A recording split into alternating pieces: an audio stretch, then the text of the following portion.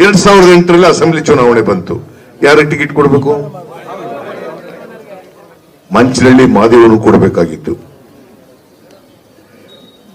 ಪಾಪ sitting MLA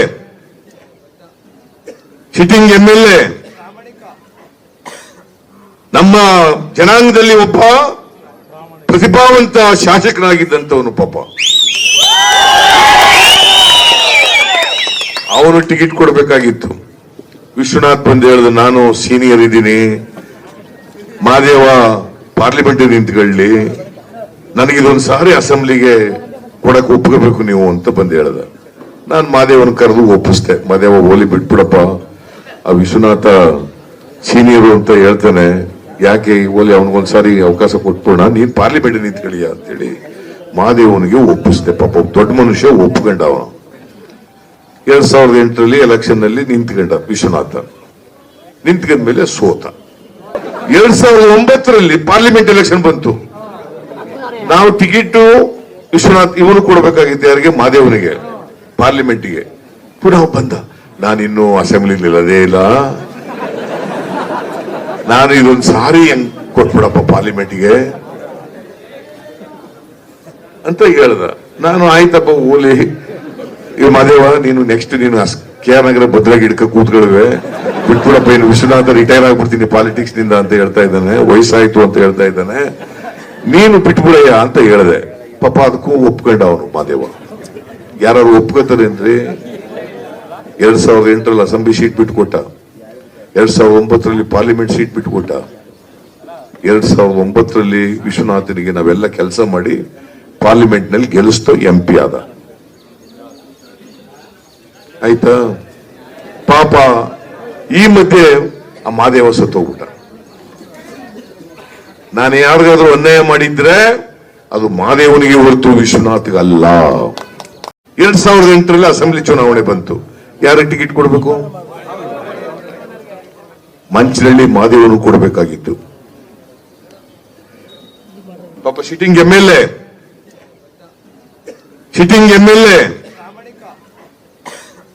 ನಮ್ಮ ಜನಾಂಗದಲ್ಲಿ ಒಬ್ಬ ಪ್ರತಿಭಾವಂತ ಶಾಸಕನಾಗಿದ್ದಂತವನು. ಪಾಪ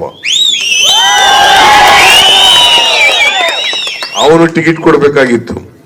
ವಿಶ್ವನಾಥ್ ಬಂದು ಹೇಳಿದ, ನಾನು ಸೀನಿಯರ್ ಇದ್ದೀನಿ, ಮಾದೇವ ಪಾರ್ಲಿಮೆಂಟ್ ನಿಂತ್ಕೊಳ್ಳಿ, ನನಗಿದೊಂದು ಸಾರಿ ಅಸೆಂಬ್ಲಿಗೆ ಕೊಡಕ್ಕೆ ಒಪ್ಕೋಬೇಕು ನೀವು ಅಂತ ಬಂದು ಹೇಳ್ದ. ನಾನು ಮಾದೇವನ ಕರೆದು ಒಪ್ಪಿಸ್ದೆ. ಮಾದೇವ ಓಲಿ ಬಿಟ್ಬಿಡಪ್ಪ, ಆ ವಿಶ್ವನಾಥ ಸೀನಿಯರು ಅಂತ ಹೇಳ್ತಾನೆ, ಯಾಕೆ ಓಲಿ ಅವನಿಗೊಂದ್ಸಾರಿ ಅವಕಾಶ ಕೊಟ್ಬಿಡೋಣ, ನೀನ್ ಪಾರ್ಲಿಮೆಂಟ್ ನಿಂತ್ಕೊಳ್ಳಿಯ ಅಂತೇಳಿ ಮಾದೇವನಿಗೆ ಒಪ್ಪಿಸ್ದೆ. ಪಾಪ ದೊಡ್ಡ ಮನುಷ್ಯ ಒಪ್ಕೊಂಡ. ಅವನು 2008 ಎಲೆಕ್ಷನ್ ನಲ್ಲಿ ನಿಂತ್ಕೊಂಡ ವಿಶ್ವನಾಥ. ನಿಂತ್ಕೊಂಡ್ಮೇಲೆ ಸೋತ. 2009 ಪಾರ್ಲಿಮೆಂಟ್ ಎಲೆಕ್ಷನ್ ಬಂತು. ನಾವು ಟಿಕೆಟ್ ವಿಶ್ವನಾಥ್ ಇವನು ಕೊಡಬೇಕಾಗಿತ್ತು. ಯಾರಿಗೆ? ಮಾದೇವನಿಗೆ, ಪಾರ್ಲಿಮೆಂಟ್ಗೆ. ಪುನಃ ಬಂದ, ನಾನಿನ್ನು ಅಸೆಂಬ್ಲಿ ಇಲ್ಲದೇ ಇಲ್ಲ, ನಾನು ಇದೊಂದು ಸಾರಿ ಹೆಂಗ್ ಕೊಟ್ಬಿಡಪ್ಪ ಪಾರ್ಲಿಮೆಂಟ್ಗೆ ಅಂತ ಹೇಳ್ದ. ನಾನು ಆಯ್ತಪ್ಪ ಓಲಿ, ಇವ್ ಮಾದೇವ ನೀನು ನೆಕ್ಸ್ಟ್ ನೀನು KR ನಗರ ಭದ್ರಾಗಿ ಹಿಡ್ಕ ಕೂತ್ಕೊಳ್ಳುವೆ, ಬಿಟ್ಬಿಡಪ್ಪ, ಇನ್ನು ವಿಶ್ವನಾಥ ರಿಟೈರ್ ಆಗ್ಬಿಡ್ತೀನಿ ಪಾಲಿಟಿಕ್ಸ್ ನಿಂದ ಅಂತ ಹೇಳ್ತಾ ಇದ್ದಾನೆ, ವಯಸ್ಸಾಯ್ತು ಅಂತ ಹೇಳ್ತಾ ಇದ್ದಾನೆ, ನೀನು ಬಿಟ್ಬಿಡಯ್ಯ ಅಂತ ಹೇಳಿದೆ. ಪಾಪ ಅದಕ್ಕೂ ಒಪ್ಕೊಂಡ ಅವನು ಮಾದೇವ. ಯಾರು ಒಪ್ಕೋತಾರೆ ಅಂದ್ರೆ 2008 ಅಸೆಂಬ್ಲಿ ಸೀಟ್ ಬಿಟ್ಕೊಟ್ಟ, 2009 ಪಾರ್ಲಿಮೆಂಟ್ ಸೀಟ್ ಬಿಟ್ಕೊಟ್ಟ, 2009 ವಿಶ್ವನಾಥನಿಗೆ ನಾವೆಲ್ಲ ಕೆಲಸ ಮಾಡಿ ಪಾರ್ಲಿಮೆಂಟ್ ನಲ್ಲಿ ಗೆಲ್ಲಿಸ್ತೋ MP ಆದ. ಆಯ್ತಾ? ಪಾಪ ಈ ಮಧ್ಯೆ ಆ ಮಾದೇವ ಸತ್ತೋಗ್ಬಿಟ್ಟ. ನಾನು ಯಾರಿಗಾದ್ರೂ ಅನ್ಯಾಯ ಮಾಡಿದ್ರೆ ಅದು ಮಾದೇವನಿಗೆ ಹೊರತು ವಿಶ್ವನಾಥ್ಗಲ್ಲ. 2008 ಅಸೆಂಬ್ಲಿ ಚುನಾವಣೆ ಬಂತು. ಯಾರಿಗೆ ಟಿಕೆಟ್ ಕೊಡಬೇಕು? ಮಂಚನಹಳ್ಳಿ ಮಾದೇವನು ಕೊಡಬೇಕಾಗಿತ್ತು. ಪಾಪ ಸಿಟ್ಟಿಂಗ್ MLA